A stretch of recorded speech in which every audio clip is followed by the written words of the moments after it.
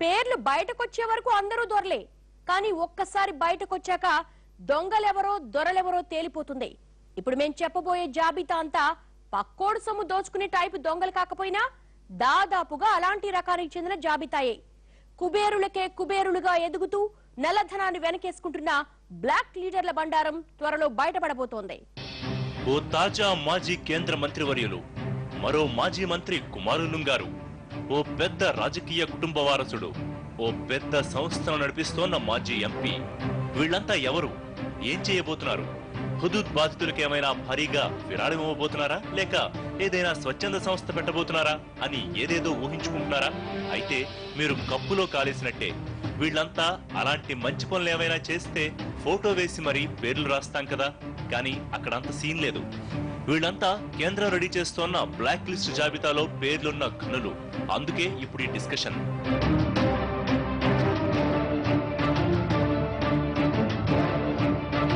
ఈ ఏడాది సార్వత్రిక ఎన్నికల ముందు నుంచి బ్లాక్ మనీ వ్యవహారం హాట్ టాపిక్ గా నడుస్తూ వస్తోంది. ఇక ఎన్నికలయ్యాక ఆ వేడి కాస్తంత తగ్గినా గత వారం 10 రోజులుగా మళ్లీ అగ్గిరాజుకుంది. దీనికి కారణమేంటో తెలుసా? విదేశాల్లో కొన్ని బ్యాంకులు తమ వద్ద భారీగా డబ్బు దాచుకున్న భారతీయుల జాబితాను కేంద్రానికి అందించడమే. వింటుంటేనే బ్లాక్ బాయ్స్ ఒళ్ళు గగురు పొడుస్తుంది.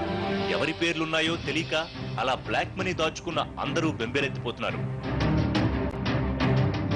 ఈ లిస్ట్ లో ఎవరో వ్యాపారస్తులో బిజినెస్ టైకూన్లో ఉంటే సరే, వాళ్ళెవరో ఎవరికి తెలీదు.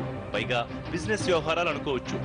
కానీ ఈ జాబితాలో అక్షరాల యూపీఏ హయాంలో కేంద్ర మంత్రిగా వ్యవహరించిన ఓ మహానేత, అధినేత్రి కుటుంబానికి బాగా పరిచయం ఉన్న నాయకుడి పేరుందన్న విషయమే ఇప్పుడు అందరిలోనూ గుబులు రేపుతోంది.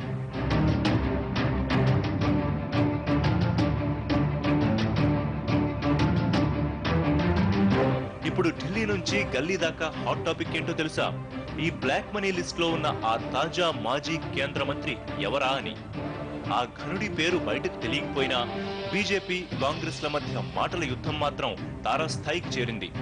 లిస్టు బయట పెట్టామా కాంగ్రెస్ కంగు తినాల్సి వస్తుందని కేంద్ర మంత్రి అరుణ్ జైట్లీ హెచ్చరికలు చేస్తూ ఉంటే, దమ్ముంటే లిస్టు బయట పెట్టి చూడండి, ఎవరి బండారం బయటపడుతుందో అని బస్తీమే సవాల్ చేస్తోంది కాంగ్రెస్. దొరకనంత వరకు అందరూ దొరలే, కానీ ఒక్కసారి దొరికితే తెలుస్తుంది అసలు సంగతి. ఒకటి, వాళ్ళ ప్రతిదీ కూడా మేము పారదర్శకంగా చేస్తామని చెప్తున్న ప్రభుత్వాలు ఏవి కాబట్టి ఖచ్చితంగా అలాంటిది ఏదన్నా ఉంటే స్పష్టంగా చెప్పాలి. దాంట్లో మీ పార్టీ వాళ్ళే ఉన్నారు, మేము గనక బయటపెడితే కాంగ్రెస్ పార్టీకి ఎక్కువ ఇబ్బంది వస్తుంది అని చెప్పాల్సిన అవసరం లేదు. ఏ పార్టీ వాళ్ళు ఉన్నా కూడా పలానా పార్టీ వాళ్ళు స్విస్ బ్యాంకుల్లో డబ్బు దాచుకున్నారు అన్న సంగతి దేశ ప్రజలకు తెలుస్తుంది కదా.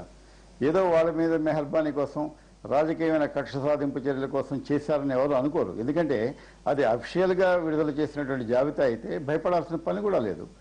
అది బయటపెట్టే సాధ్యమైనంత వరకు మంచి పని అని చెప్పి నేను అనుకుంటున్నాను. నిన్న మొన్నటి వరకు ఈ బ్లాక్ మనీ హోల్డర్ల జాబితాలను పూర్తిగా బయటపెట్టలేమని, ఒకవేళ బయట పెడితే ఆయా జాబితాలు ఇచ్చిన దేశాలతో దౌత్యపరమైన ఇబ్బందులు వస్తాయని సుప్రీంకోర్టుకు వెల్లడించింది కేంద్ర ప్రభుత్వం.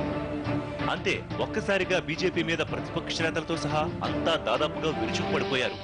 కాంగ్రెస్ నేతలైతే రొమ్ములిరుచుకుని మరీ సవాళ్లు చేశారు. కానీ చేసేది లేక కేంద్రం ఉన్న మాటను యథాతథంగా సర్వోన్నత న్యాయస్థానం ముందు చెప్పుకొచ్చింది. కానీ వారం తిరిగేసరికి సీన్ మొత్తం మారిపోయింది. స్విస్ బ్యాంకులతో పాటు చాలా విదేశాల్లో కోట్లకు కోట్లు డబ్బు దాచుకున్న నల్ల కుబేరుల జాబితా త్వరలోనే బయటపడబోతోందా అన్న సీన్ కనిపిస్తోంది.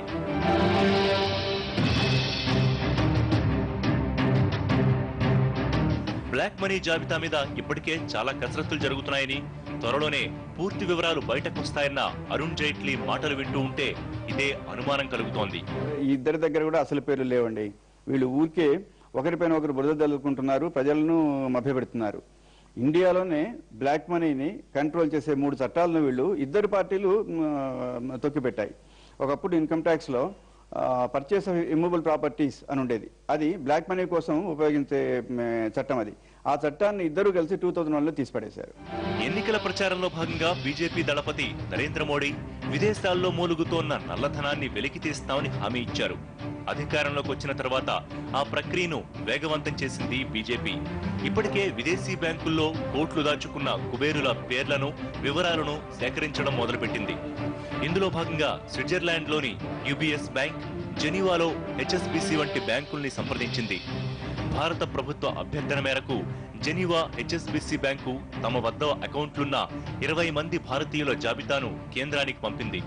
ప్రస్తుతానికి అభియోగాలు మోపి ఛార్జ్ షీట్ సిద్ధమైన తర్వాతే కోర్టుకు లిస్టు అందజేయాలన్నది స్విట్జర్లాండ్ దౌత్య నియమం. దీని ప్రకారంగా ప్రస్తుతం ముందుకెడుతోంది కేంద్రం. ప్రస్తుతానికి ఈ 20 మంది మీద అభియోగాలు నమోదు చేసి ఆ తర్వాత లిచెన్స్టైన్ బ్యాంకులో ఉన్న మరో 19 మంది జాబితా పనిపడతామంటోంది కేంద్రం.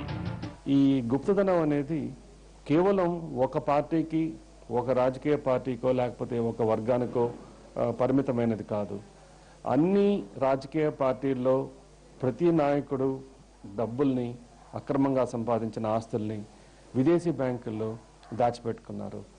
కాబట్టి ఈరోజు ఒక పార్టీ వాళ్ళని బయటకు తీస్తే తన పార్టీ వాళ్ళు కూడా బయటపడతారనే భయంతో ఎవరిని కూడా బయటకు తీయకుండా కాపాడుకుంటూ ఈ పరిస్థితిని, గుప్తధనాన్ని బయటకు తీసుకొని వస్తున్నాం అని చెప్పిన మాటని వాళ్ళు విఫలమవుతున్న పరిస్థితులు కనిపిస్తున్నది మనకు.